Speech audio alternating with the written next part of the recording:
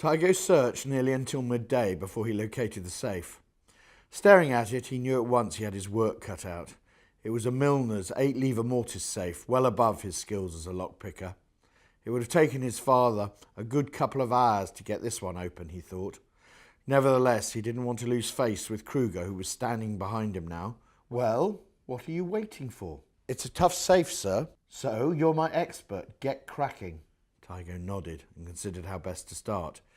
He worked hard for a good half hour as Kruger paced the room smoking. But then his second hook pin snapped, and he knew it was hopeless. "I'm sorry, Herr Oberst, I cannot continue." "I don't know why I even bother with you."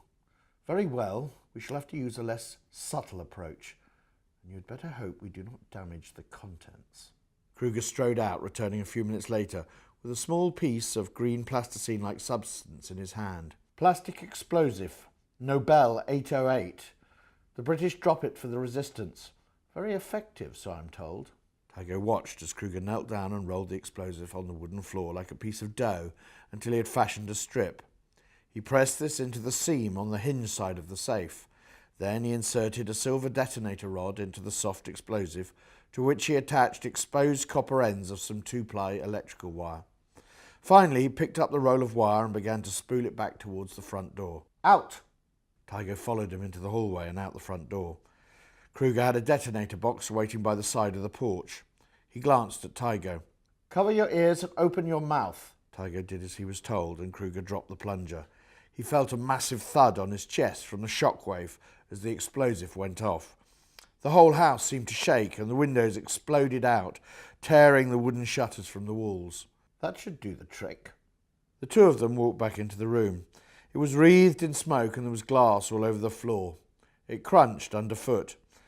But the explosive had done its job. The heavy steel safe door had been blown clean off and sat embedded in the wall opposite, still smoking. Tygo grinned at the sight of it despite himself. Kruger was already at the open safe, thrusting his hand inside, but Tygo could see quite plainly that the baize-covered shelves were empty. Kruger swore heavily, placed his hands on his hips and looked around the wrecked room. "It's got to be here. It's got to be here." As he spoke, a heavy clump of soot dropped down the chimney and landed on the stone hearth. Kruger stared at it and then at Tygo. He was clearly thinking something. "We haven't looked up there, Fretchen." "But, sir, that was just the explosion. It's shaken some of the soot free." "Maybe, maybe not. So get up there and find out." Tygo walked across to the big fireplace, and stooping down he ducked under the mantelpiece and flashed his torch up the narrow vertical passage. The chimney did not go straight up, but kinked to the right, not uncommon in such a large house. Tygo knew he had no choice but to climb.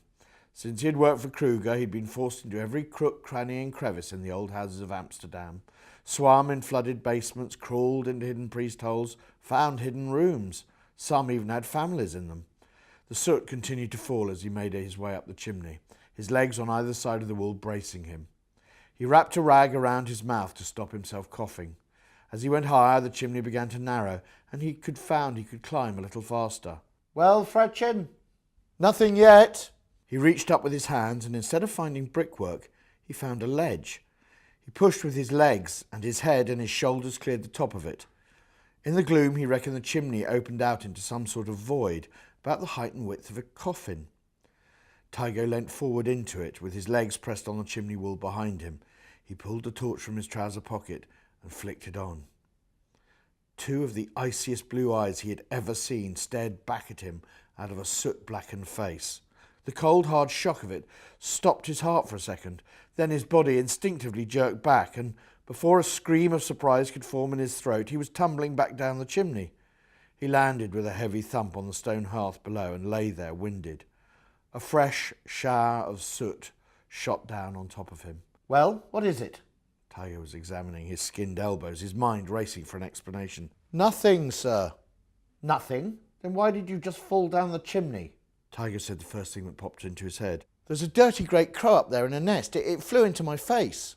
He pulled himself to his feet. "See for yourself if you don't believe me." Kruger stared at him for a moment. "Well, it would seem we are too late on this particular occasion." He glanced around the room a final time, disappointment mixed with frustration. "There is nothing more to be had here." He marched out. Tygo shook his head. That's where you're wrong, he thought.